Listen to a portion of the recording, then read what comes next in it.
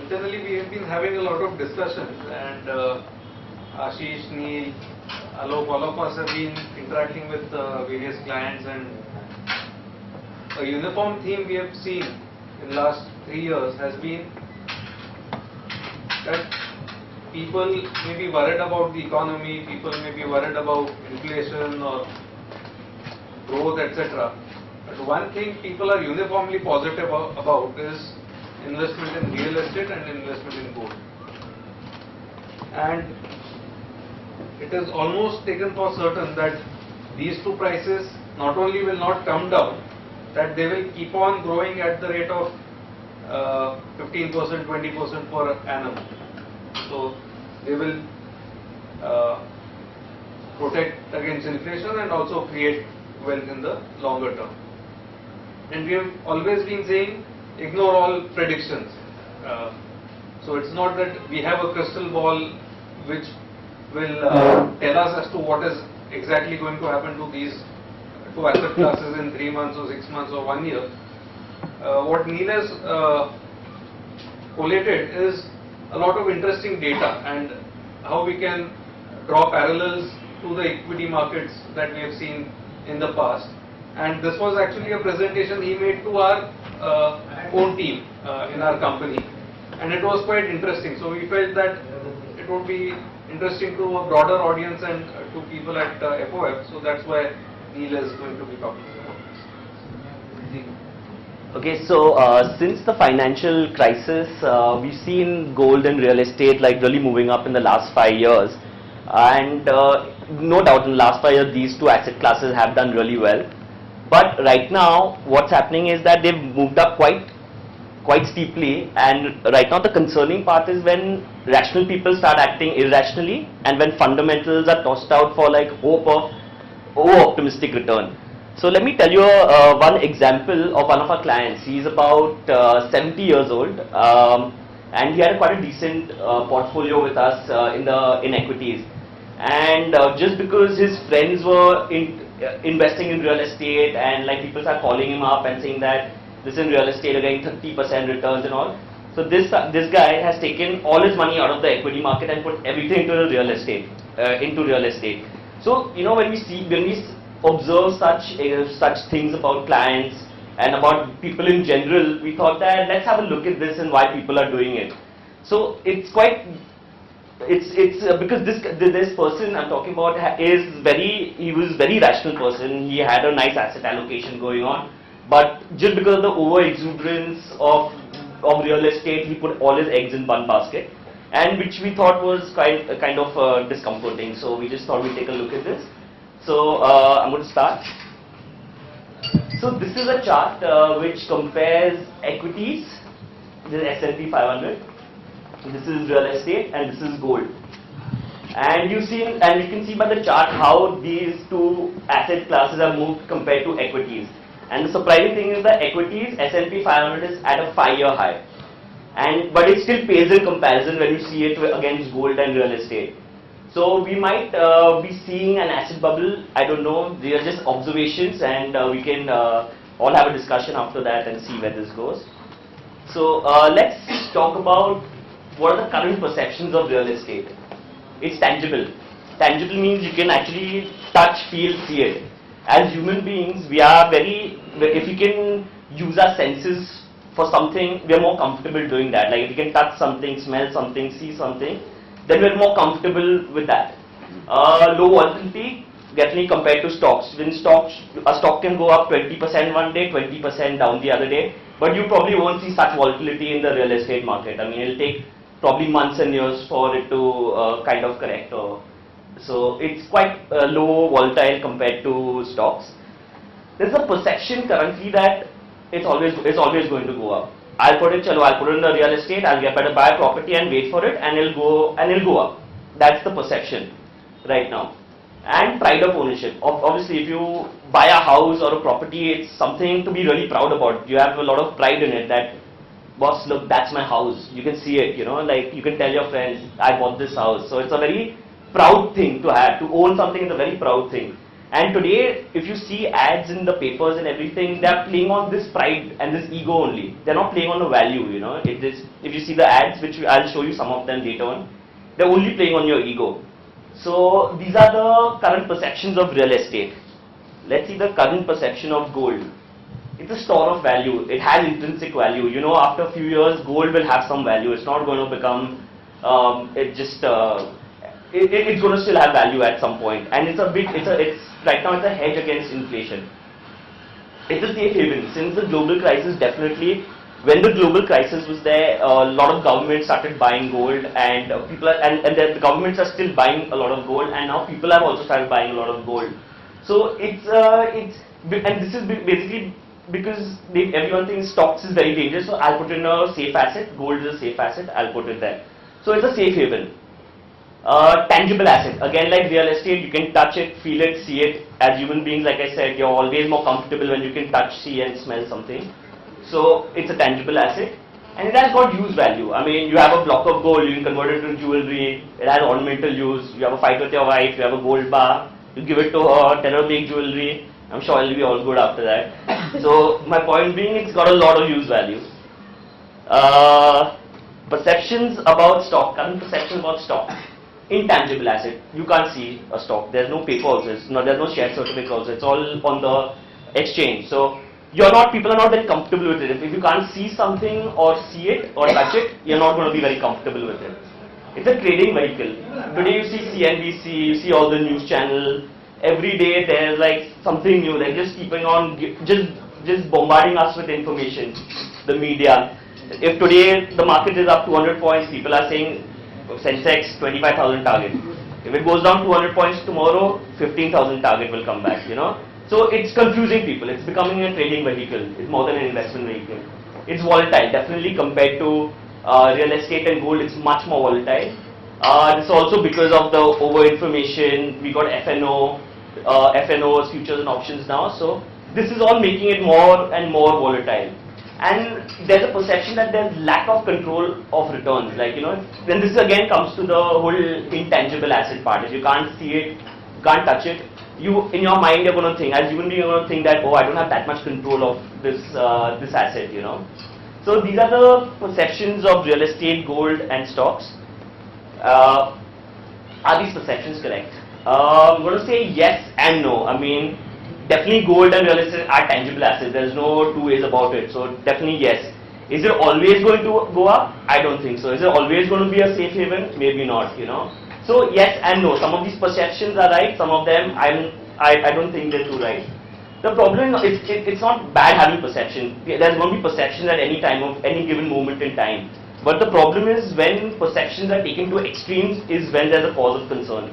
Something is over optimistic or over pessimistic. You're always that's a time to be worried about. It's like when we say like be fearful when others are greedy and greedy when other people are fearful. So we've seen these extremes currently in these two assets, and the current scenario is it's totally positive. And current scenario I mean by in the last 5 years that we're totally positive on gold and real estate. We don't think anything going to happen. And stocks in the global crisis, we are thinking, I'll stay away a little bit from it. I don't know. Let's see. Wait and watch. So we're kind of negative on stocks. Now, over the years, we've seen examples of these extreme perceptions. For example, just a couple of years back, the perception was US dollars are going to become toilet paper. Aren't there anyone going to wipe their backside with a dollar right now? You know, it's like really strong.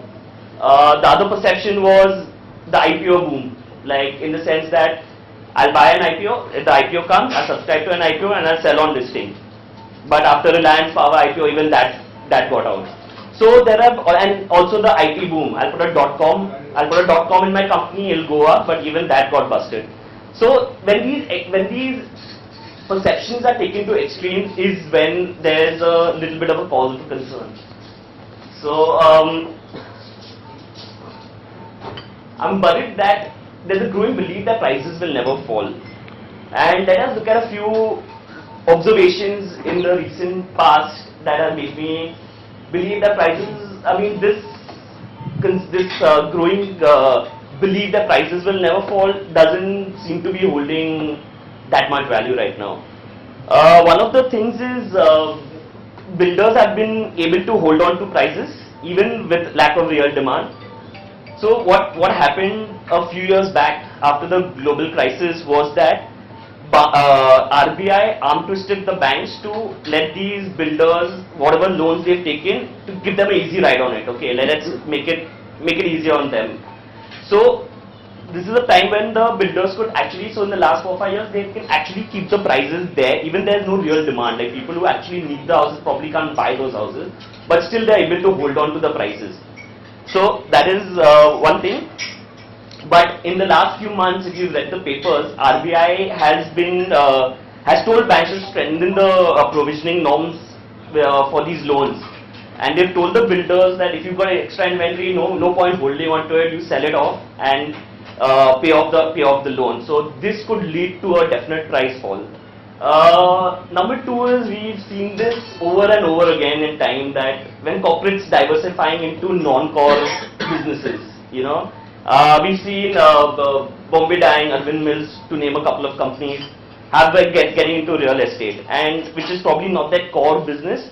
And we've seen this again and again. Again, the IT boom comes straight to the mind. Like any company, if it was doing any business, would have a .com behind its name, and that's what it is. So this reminds me a little bit of that part. That.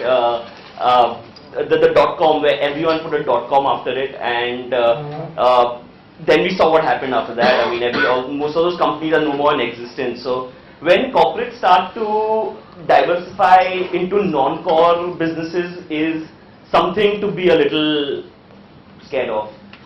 And today there's a thrust more on luxury versus affordability. Now, what I mean by this, like I said, it's a very proud thing to own a house, a property. So they are trophy purchases. For most of the people, they are trophy purchases, and the trophy purchase is to satisfy their ego, so they can tell their friends, I bought this house and this luxury apartment and all those things.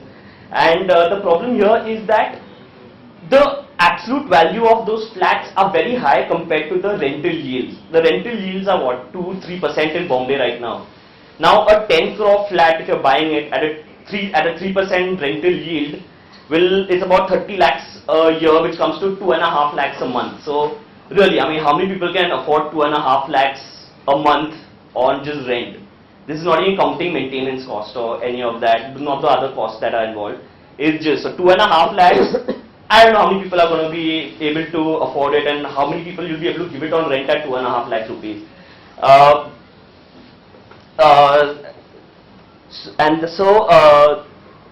And even if you're buying an asset for investment, a 3% yield is not that good. You're getting a better rate in savings account. It's 4% in savings account. You probably put it there.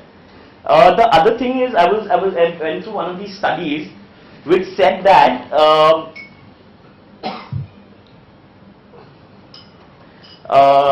so there was a study where the average 1,000 square feet apartment in Mumbai costs about 1.09 crores. Okay, if you take an average income of people, it's about 8 lakhs annual income. Imagine, and they said that this person saves 25% of his income. He will still have to wait 8 years to pay a 20% down payment. 8 years, compared to like developed countries in the US where your incomes are high, though even the real estate is high, but you can pay the whole 100% in 5 or 6 years. So you can see the difference. Our housing prices are so high, but our annual incomes are very low. So the people who really need the house are not being able to get the houses. But at the same time, there are a few places in Gujarat. I think I was discussing a couple of my colleagues a few days back. Where there are rental yields of 6 to 7%, where there is real demand and where prices are still not that inflated. So there are definitely pockets in India where there is still some value. We can look at those, but like in big cities, I mean, 2 and 3% rental yields is not much for an absolute value of that high.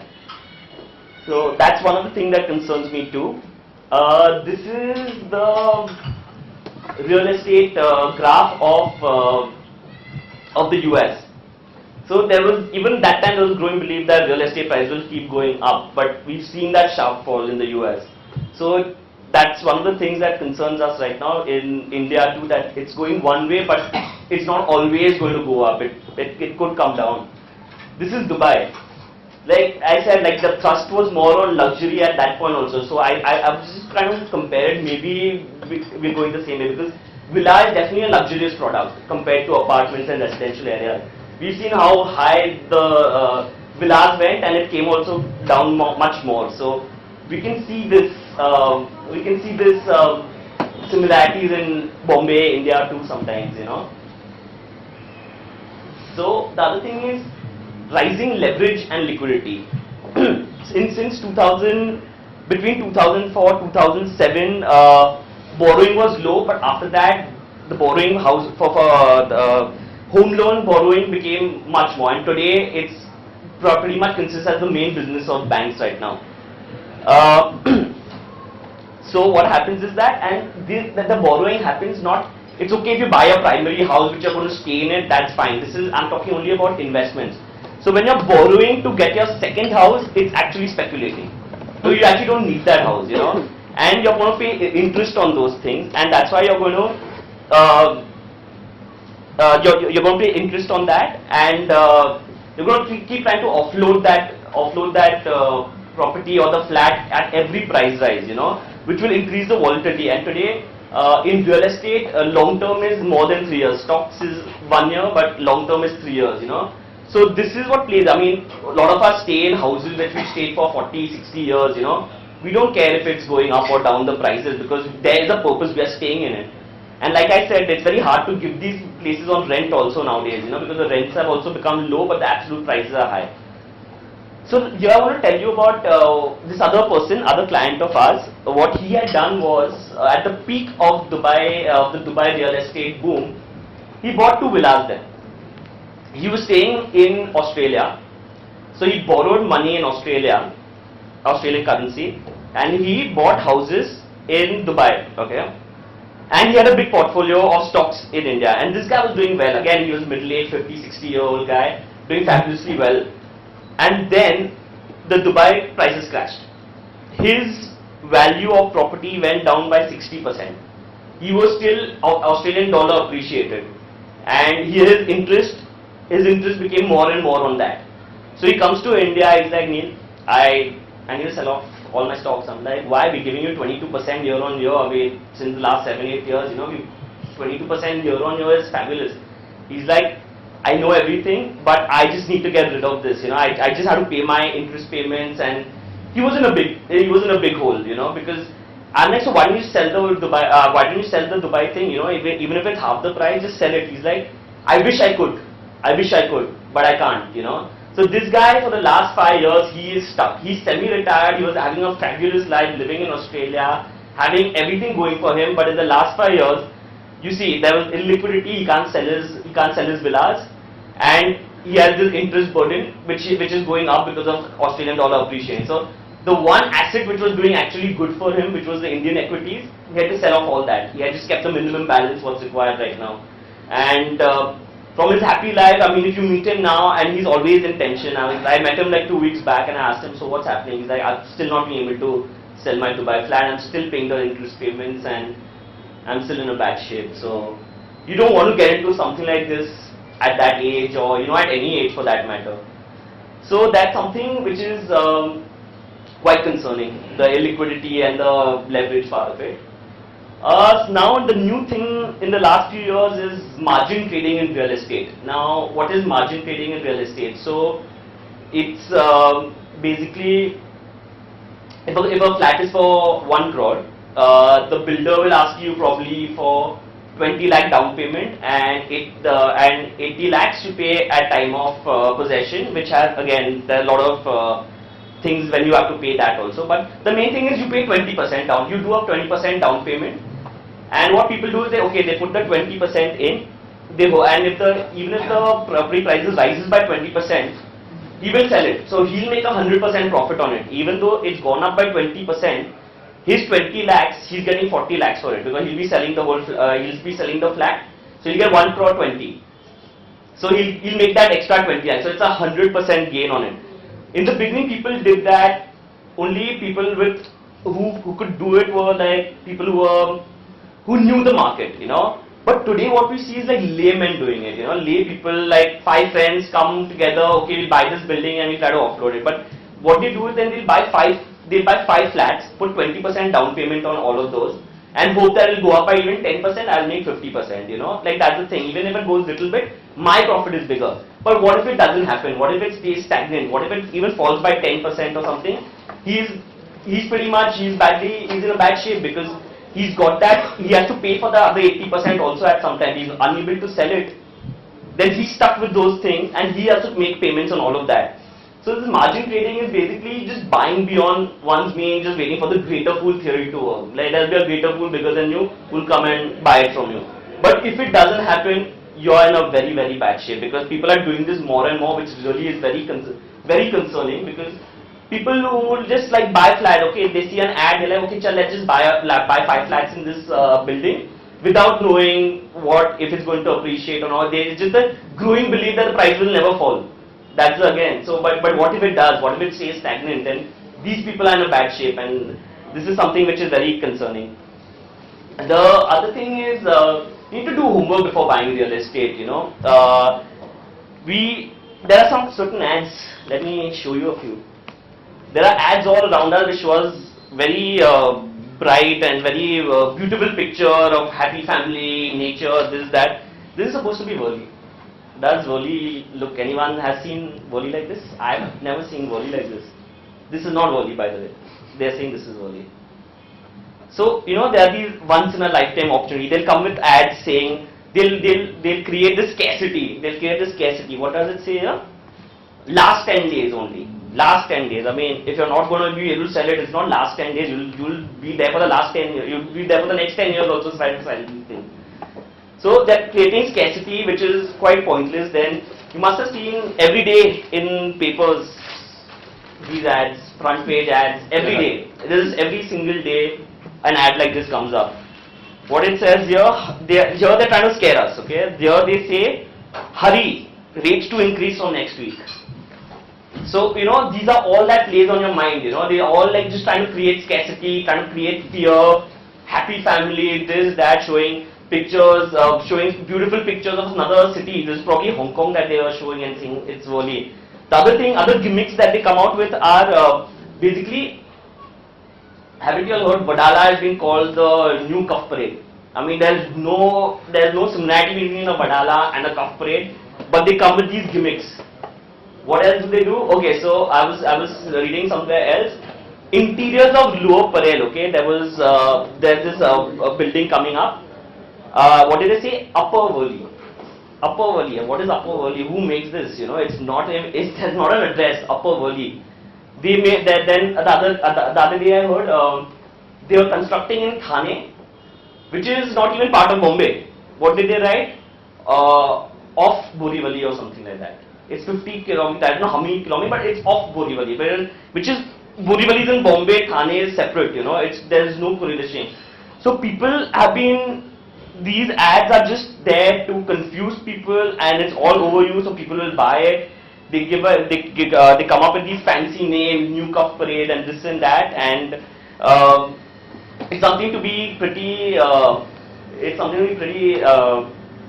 scared of, you know, like, I mean, you need to like do the homework, you need to go to that place, you need to see what's around it, you need to see what infrastructure is there. The other day I went to this really, really good building in, this luxurious building in South Bombay, is considered one of the best. No doubt the building was made very well, but to get to the building I had to go through, I don't know how many by-lanes and hawkers on both sides, and I didn't feel safe. I didn't feel safe going at 10 PM there, you know, in those lanes and all that. So you need to see what infrastructure is around you, you know, like, I mean, you just can't, you need to care about safety, your quality of life. I mean, imagine you go down from your luxurious apartment, you go down and there are slums everywhere, you know. That's not a good quality of life. So there are softer things that we need to worry about. If you're buying it for investment, you need to think about the resale value. It's about buying certain things as an asset which has some value. Just don't see ads. People just are seeing ads and buying it. Okay, chalo, I'll do it, because again, it's a play on ego, you know. It has to have a resale value if you're going to invest in it. Maintenance costs. It's crazy maintenance costs. I've got, I think one of here I've got somewhere where they have written, where they have the cost of maintenance Somewhere I've got here. If I mean, you can take a look later on. It's quite a bit. It's quite a bit maintenance cost here. This is another one. This place is supposed to be in East Dadar, okay? And they have a map which shows you the distance between all the places, okay? So Dadar East to Colaba, they say, takes 19 minutes. It doesn't take 19 minutes from Colaba to Chopati nowadays, you know. Where is Dadar East, you know? So this place they're saying is the most centrally located. It's not more than 19 minutes from any part of Bombay, which is, again, if you just use that, I mean, it is going to take you more than 19 minutes. So there, it's all false advertisements in the end, you know. I mean, 90, I think they meant 90. 19. No, but they meant 90. 90, okay. They could have meant that, but that place, it's in Dadar East. I don't even know. They don't even specify where it is. And they say that it's 18 minutes from here, 15 minutes from here. So somebody looking at it will be like, wow, this is so centrally located, but it's actually not, you know. It doesn't take 19 minutes from Dadar East to Colaba, I'll tell you that much. Other things to worry about is fear of completion of buildings, and if you're renting it out, disputes with tenants. If you can't rent it out, there will be vacancies, so you're not going to be earning any money on your asset. Other thing is encroaching. I heard this story a couple of weeks back. My friend's uncle or something had bought a flat a few years back, and with that he had bought a garage also. Like, so this was second, third apartment. He's like, okay, I'll just keep it. He gave his driver the garage key that you stay in the garage, you know, until this thing. 12 years down the line, the driver said that this is mine. He encroached, and he won the case, and the garage is his. It's a true story. It's a true story that all this thing can happen. We need to be pretty particular about all these things too.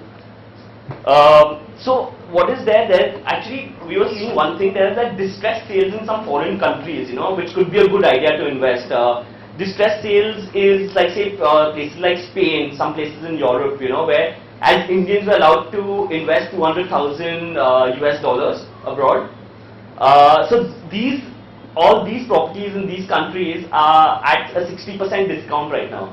And what you can do, you don't need to go there physically and see the apartment. On the internet, there are certain companies which actually will show you, like there'll be a YouTube kind of a video or a video where they will take you inside the house, and you know, you see the whole house, how it is, and then after that you can buy it. So if you're comfortable, that's again a comfort question, but it could be a good idea to see some of these distress sales, you know, in countries if real estate is your cup of tea.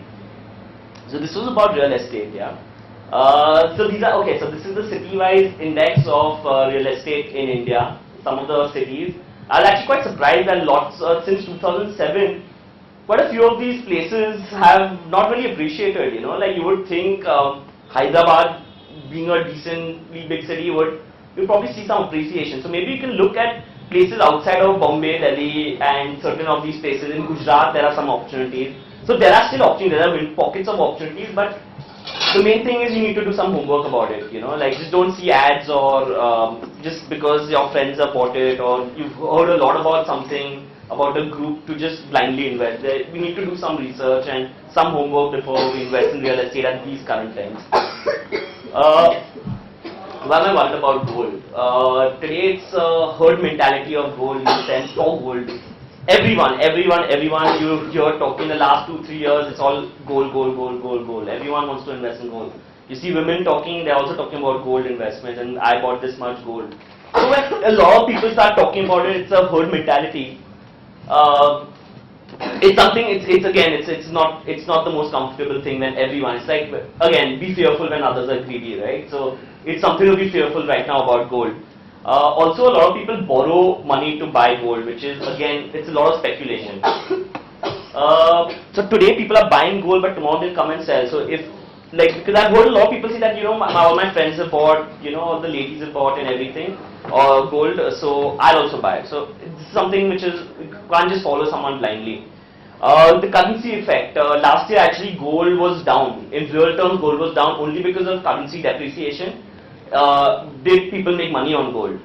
So I'm not going to take a call on foreign exchange and rupee and dollar, but I don't think anyone's an expert in that because no one saw rupee from 45 to 55. I didn't see one report on that, so there's no point even mulling over whether rupee is going to go compared to the dollar. But what if rupee appreciates? Yeah, I mean, you might be all those losses, all those gains would again become losses. So it's only the currency effect in the last 1 year which was actually people made money on gold. Now this is one thing we did. We saw gold prices, 10-gram gold prices from 1983 to 2012. The CAGR was 9.89% in in that many years. Now if you go and you just see the last 5 years, and we did some calculations, March 2005 to 2012, the returns were 21%. So you see only these last 5 years have made gold even 9.89%. I take this much out, the returns are less than 5.5% in gold in that many years. March 1993, when we got liberalization, around the time of liberalization till 2005, less than 3.5%. So you see, like, gold has only done good in the last 4 or 5 years, and that's something to again be concerned about. The thing is, it's okay if you invested in gold at 2000, 2003 levels, you're making a lot of money. The problem is, what we see is today, a lot of people want to put in gold right now, when on the steeper end of the curve. And that is again, you need to be careful about that, to putting money at that higher point, because you probably think you missed the bus or something like that. So it's something to be a little concerned about. This concept of CAGR. What if this 21% continues? What do you think the price will be after 5 years? Anyone? Just a guess. Anyone? $2,500. Rupees, that is about More than 1 lakh. more than 1 lakh. 1 lakh 41. Anyone? You are buying gold. Yes. You talk of ego, my farm is for sale. So if you continue this at 21% year-on-year growth, the price of gold in the next 5 years will be 80,000. That's about 3 times that much. It can happen. I'm not saying it can't, but it's a little improbable to happen.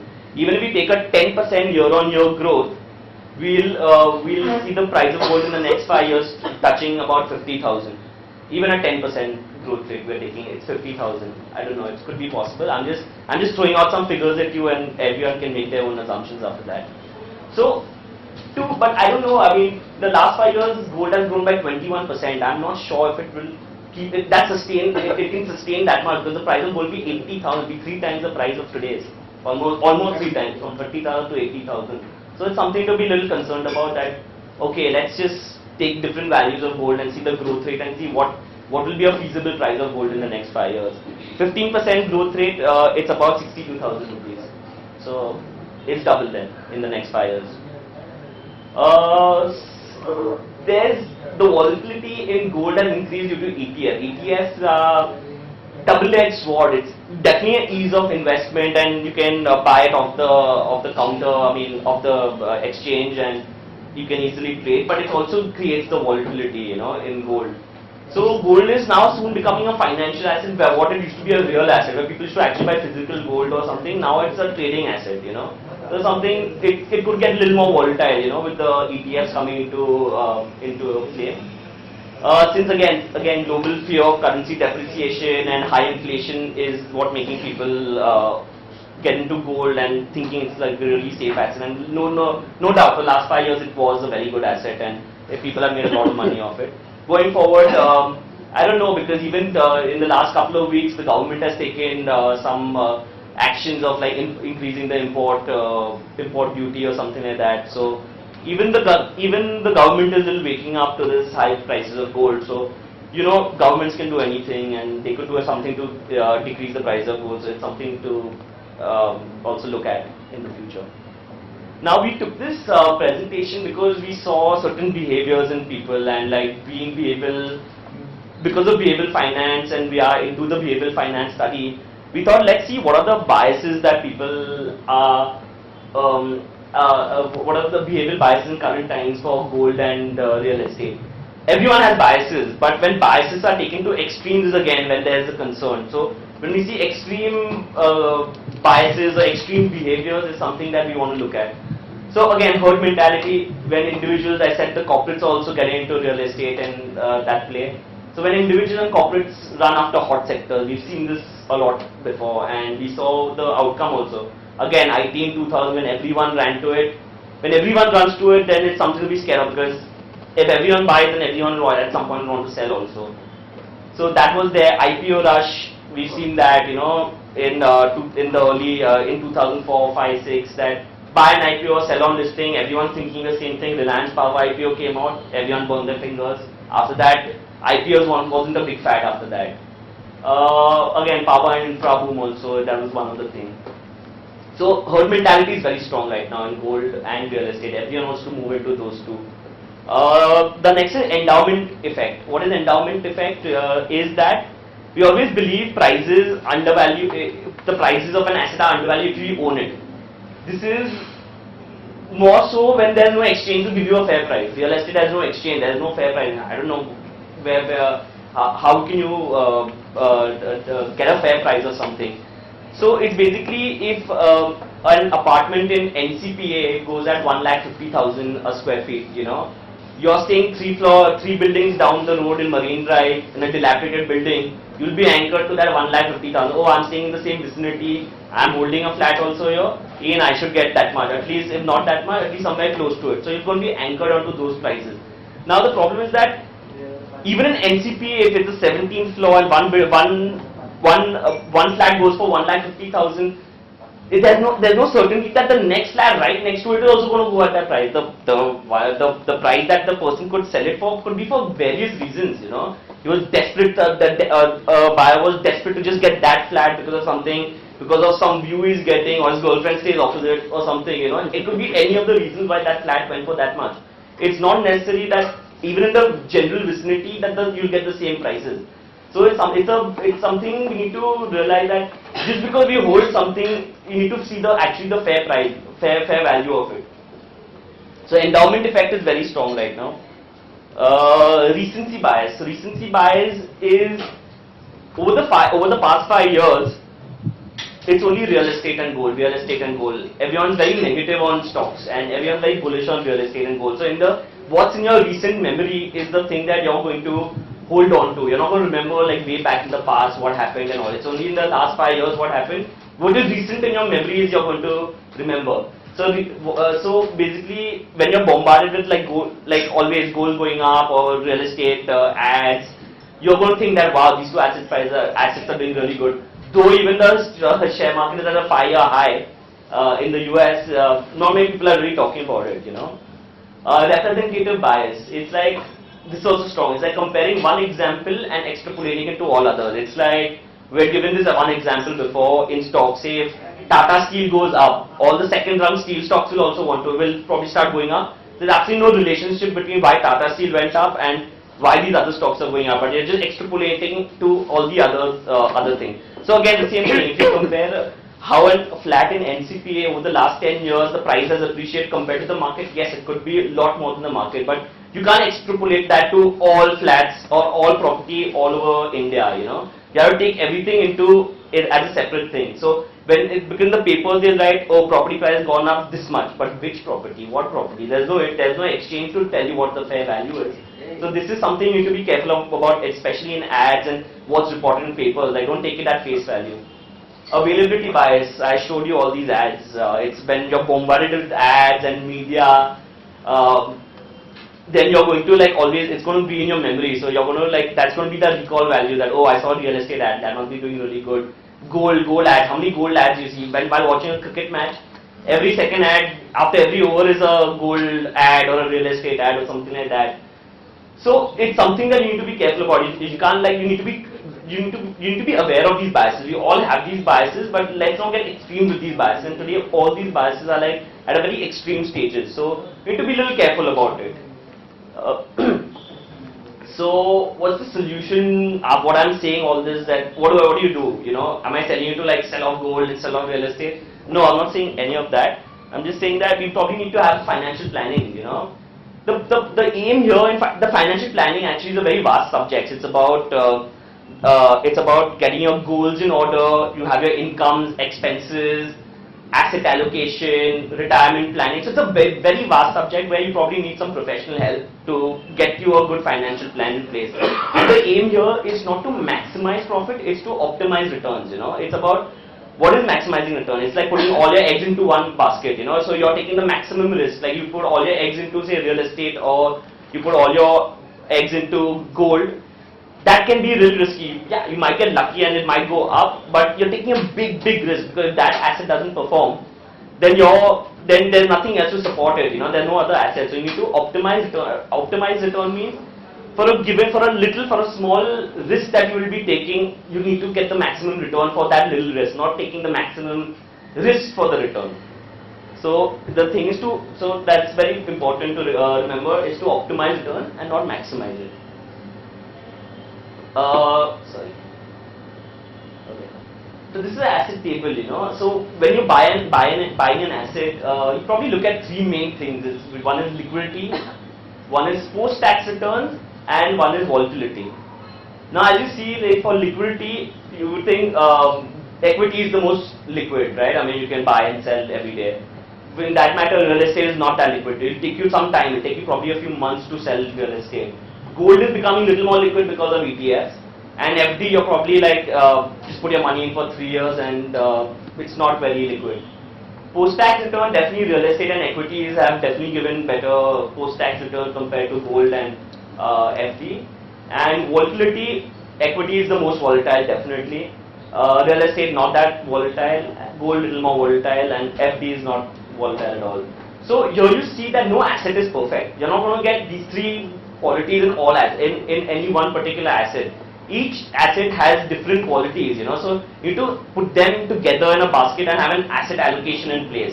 You need to probably have all these 3 or 4 assets in your portfolio, but just to go overboard on one or the other because of current times, or because because something is really hot right now, is something to be careful about.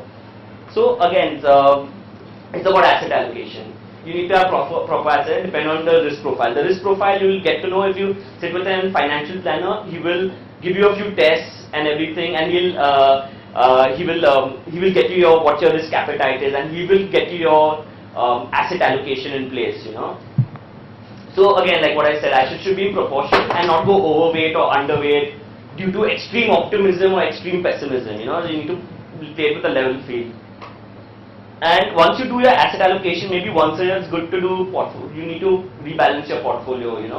So what is that? I mean, this is a very basic example. If your financial planner tells you that, okay, you probably put a little more in equity. So you put 50% in equity, 30% real estate, 10 gold, 10 FD. After 1 year, you see it. You see the markets have gone down. That's become 35. Real estate gone up marginally, 35. Gold has doubled to 20, and FD will stay about the same. So then you need to rebalance it then. So you'll buy more. When the market falls, you probably want to buy more because you want to get your asset allocation again at that level that was optimum for you. And so you would do this. You buy 15, sell 5, sell 10. Okay. But this is a very basic thing. There are obviously much more factors that are involved when you're doing this rebalancing. If something is like looking really bad, or something like there are lots of good opportunities in front of the asset, then you will obviously change it accordingly, sitting with your financial planner. So yeah, so that's about it. Thank you. I have a question. Sure. See, one of the reasons why people are running to gold, this is my perception. Yeah. They are worried about the US $16.4 billion fiscal cliff. Yeah. They don't know what the hell is going to happen in the US. Right. And whether that dollar, which is so strong today, I mean, what's going to happen 1 year, 2 True. years, 3 years, Agree. away? Yes. That fear That fear is definitely is there, and they say, I have gold to Yeah. please do not. That's why I said it's a safe haven right now. Everyone wants to get into that. That is Gold is a something safe which, haven. I mean, if you have done any study on this, what are the options that Mama and his team have? Yeah. Because one option is you keep on printing more notes Yeah. and keep on increasing your debt. True. From Yeah. 16.4 you go to Right. 17.4, Right. which is the easy way out. Right. The other thing is that of course you start cutting down on expenses Right. and start paying back that money. and Americans were so used to an easy style of life that I really don't know whether they will do it. Of course, Obama has got 4 years to say that he can't be thrown out. So he'll say, "Hey, karo, tomorrow." But what do you think? Has anybody done any work? Nah, Has anybody done any They study? cannot print more money, that's the meaning of it. I They have understand. reached the limit, so they are not allowed by law now to print. But they can always change the law. No. They have been changing it all these years. What they Last 10 years they have been changing it. then they wouldn't have come to this cliff issue if they wanted to There change have the been law. cliffs in the past. The only thing is the cliff has become bigger. But Kishan, the data now in America shows that almost all industries are improving. The job creation, whether it is the other areas, there is an improvement in the US. Yeah, but that is because So the therefore- printing has not stopped. Job creation is not a function. Yeah, but what is the question? What's the question? How does it concern? No, question is this, that gold. People are buying gold because fear that if the currencies collapse, then at least gold will Yes, be. that is right, yes, That yes. is why people like him are saying $2,500, $3,000, $10,000 per ounce हो जाएगा. Because he feels that that will have value. Correct. But that dollar, your holdings and your shares in dollars will have no value. Or less value, half or one third. Oh, So now fear. a lot of people are buying just now. What? Well, let's buy gold Ah. because gold will go up. See, the question of the, the argument is that, Yeah. that as an investment class that Because of people- uncertainty of the is why economies it is- of Europe and America. markets are much more faster. So that's why last 5 years it is going on, because they know that US is up to something. Ah. And that's why it has gone up. They are worried. Yeah, and now if people think that yes, let me buy because in last 5 years it has been going up, let me buy today. That's the wrong. Yeah, that's the wrong. That That I is what, agree. That that is what the 100% concept of the analysis is- so if you presentation. see the graph, it's very steep in the last 4-5 years. Analysis is perfect. I'm only saying that Yeah, because of that, Yeah, we Yes, also sir. agree with you. Yeah, that. people जिन्होंने कभी gold जिंदगी में नहीं लिया है 20 साल में, they have bought gold. नहीं, they are buying. See, now जिसने नहीं लिया है ना, he is not looking at USA. USA में क्या होता है, even we guys don't know what they are going to be thinking. You know it. No, not we. What that Obama, what is their thought process? Please, those are distant countries, But whatever we read. Yeah, no, whatever we read, no, that's all half information. Excellent. Very nice. But real estate का I agree with you 100% because I've been living in Bombay for 40 years. The number of ads I see, I personally feel there's going to be a crash in this. Yeah. Actually, Because why else should you advertise so I much? forgot to show this. Actually, Advertising yesterday on the only, morning paper. yesterday only in the Mumbai Mirror, this article had come. Blink. Builders blink, yeah. Yeah, same as- builders playing first price cuts are here. And it Right. says that there's a kind of an asset bubble in place that could burst. So, I have a feeling that this article makes sense. yeah. So that's why I was going to show you also, but I forgot to now show you. There's this article here if anyone wants to read it. In fact, I was in Shanghai about, and there I was staying in the Hyatt and I saw some buildings down. Very few lights on it, but were 16, 24-story buildings and all around. I went exactly after a year. Same place, same heights and I was watching, except 10 or 15 more lights on. Things were already that very. Just they built up so much real estate. Ghost buildings. Same buildings. There was so much of Yeah. material. The Chinese are as, Sattabaji mein, they are one step ahead of the Indians. Much one step. Next step. Not only Even the buildings, Japanese, if you on the remember- internet you can see whole cities. So here he is saying there were 10 lights on, which is, you won't even have those 10 lights. You have complete multiplexes, malls, parks,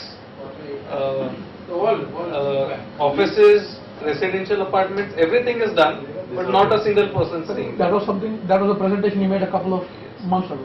Same thing happened in China. Japan, no? 10 years ago, or 12 or 13 years ago, that real estate was just went through the roof. And then when it collapsed, they still hasn't got out of it. They haven't got out of it. The Japanese yen is so strong still. I don't know why what's holding it.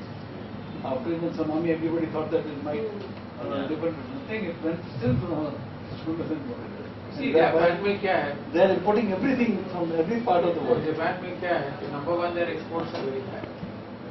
Their trade balance import-export is positive. 100% they're importing. What is the No, let them import 100%, but if you see their exports, if you want, I'll give you the figures. It's in my book also. They have a positive trade balance. That is number one. Number two, people have started realizing that instead of putting all your money in dollars, better put it in Swiss francs and Japanese yen and Sing dollars. Because there is some degree of governance compared to those cowboys running Washington DC. I mean, I'm just telling you the general, this is what I have talked to a lot of bankers, international bankers. दिया जला dollar से अच्छा तो येन है या Swiss franc है सिंग dollar है. They feel so there is a flow of funds plus their export balance is positive unlike America. Japanese yen, I remember first time I went to Japan in 71, exactly 400 yen to a dollar. फिर भी 1.5 साल पहले 110 था. 110, 120 तो just 1.5 साल 2 साल पहले just come down. Come down almost. It's strengthened a lot. The point you mentioned about the real estate, which is very valuable. The real estate is really, it's a location, I think it's the place you buy can still give you a lot of opportunities. Yeah. I mean, people tend to buy in South Bombay.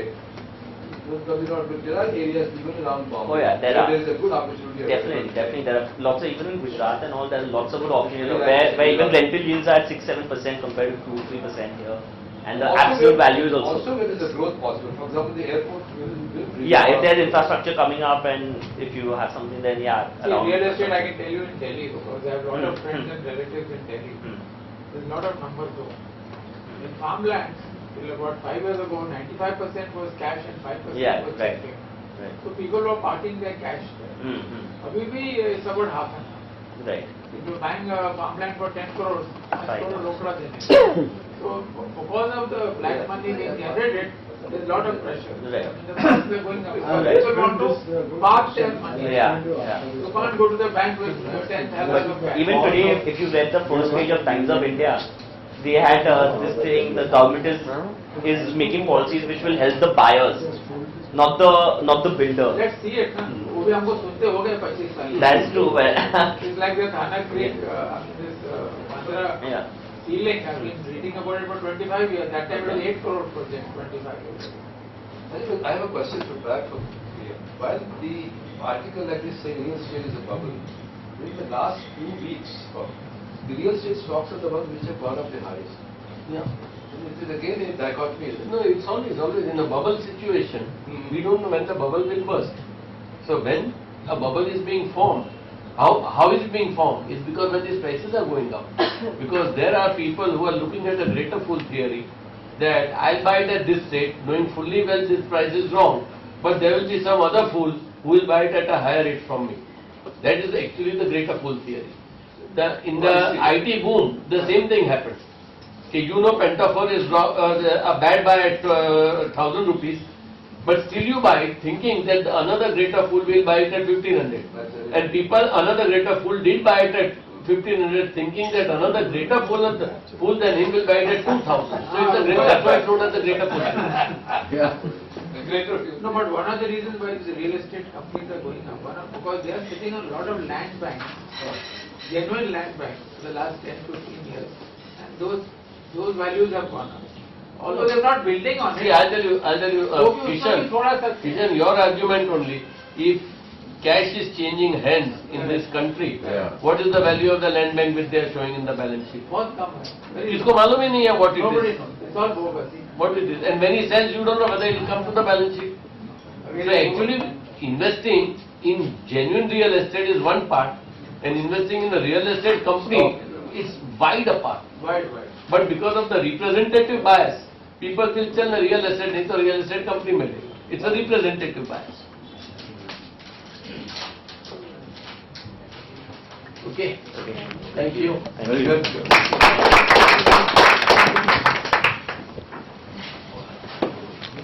Bar is open.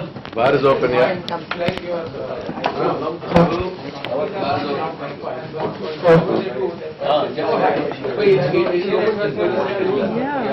what they are doing is. Yeah, I know, I got it.